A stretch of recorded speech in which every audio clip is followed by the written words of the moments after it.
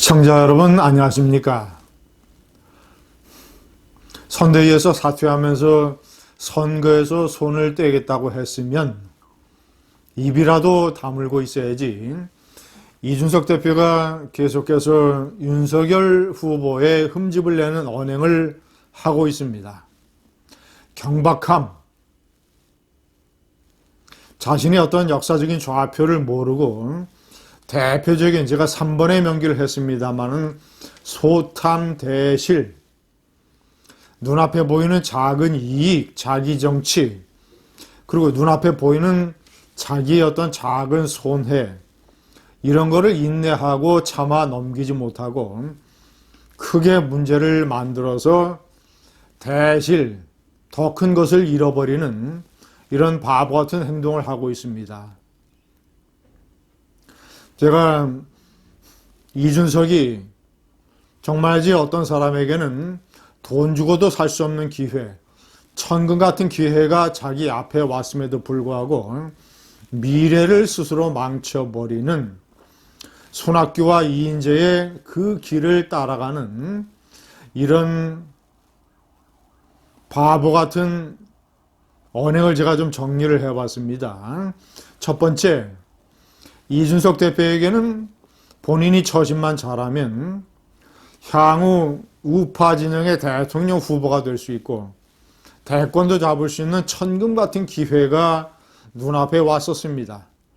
지난 6월 달에 압도적인 표차로 나경원 후보를 제치고 2030 젊은 층의 어떤 인기를 등에 업고 이 우파 정당의 대표하던 37살,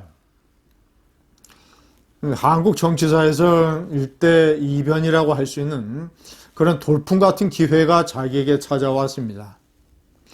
그 전에 자기가 했던 어떤 경박한 언행, 그로부터 3개월 전에 했던 유튜브 방송에 나가서 안철수가 서울시장이 되고 윤석열이 대통령이 되면 어떻게 할 것이냐라는 질문에 지구를 떠나야지라고 얘기했던 경박한 언행, 그런 언행에도 불구하고 그런 것들이 어떤 자유분방함 이런 걸로 받아들여져서 젊은이들의 지지로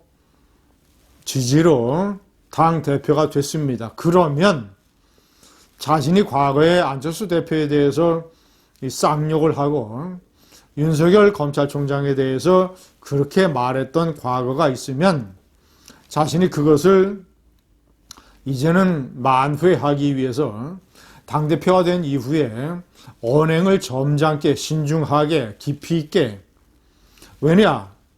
이준석이 어떤 신선함이라고 하는 강점을 가지고 있다는 것은 이미 기정사실이 됐기 때문에 많은 사람들이 그에 대해서 우려하고 있는 걱정, 가볍지 않을까, 무게가 없지 않을까, 언행에서 실수를 하지 않을까, 이런 것에 특별히 착안을 해서 그런 점을 집중적으로 경계를 했어야 됩니다.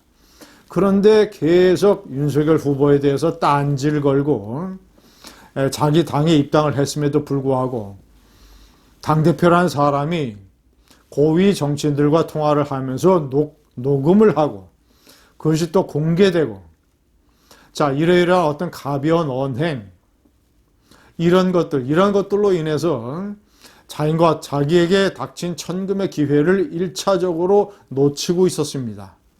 자, 그런데 윤석열 후보가 대통령 후보가 되고 당대표가 선대위의 고위직을 맡아서 상임위원장을 맡아서 미디어 홍보 본부장을 맡아서 자신이 느끼는 작은 불만들을 참고, 예를 들어서 조수진 파동이라든가 또는 그 전에 있었던 윤핵관이 자신에 대해서 의미하는 발언을 윤석열 후보에게 했다는 것, 또는 윤 후보의 주요 일정에서 자신이 패싱당했다는 것, 이런 것들을 내부적으로 윤석열과 긴밀히 소통을 해서 풀고, 그런 어떤 잡음의 갈등이 담 밖으로 새어나오지 않게 진중하게 해서 김종인, 김병준, 이준석 체제에서 잘해서 진중하게 선대위에 기여를 하고,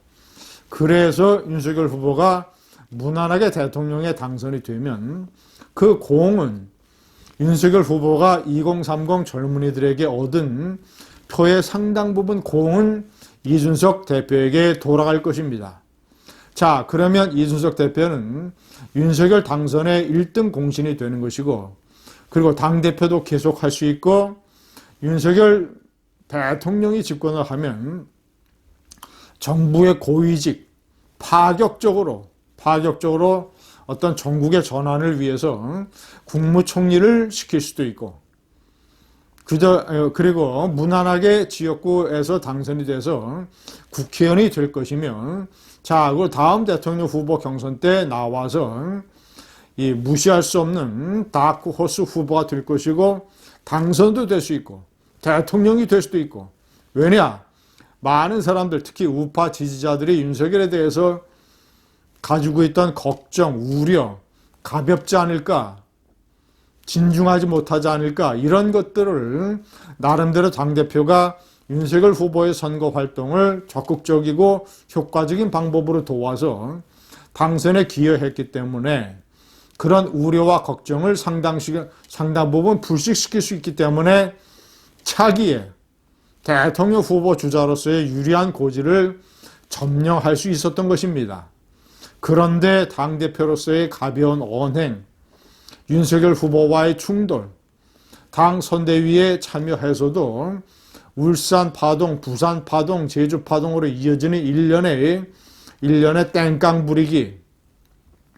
윤석열 후보가 이준석을 잘 포용을 해서 울산 회동으로 마무리됐습니다만은, 물론 이번에 조수진 공보단장이 엄청나게 잘못을 했죠.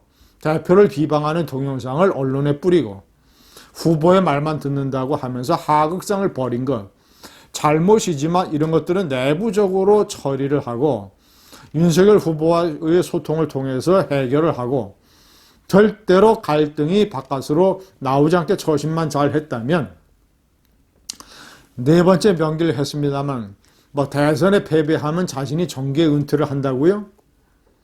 정계 은퇴를 넘어서 이준석은 사회적으로, 특히 우파에서 매장당할 것입니다. 역사의 죄인으로. 그 엄청난 대가를 치러야 될 것입니다. 손학규도 본인이 탈당만 하지 않았더라면 이명박 박근혜에 이어서 우파의 대통령 후보가 될 수 있는 좋은 지점에 있었습니다. 이인재도 이해창에게 패해서 탈당만 하지 않았더라면, 이회창의 선거를 도와서 이회창을 대통령으로 만들었다면 그도 지금쯤 국민의힘의 대통령 후보가 되어 있을지 모릅니다.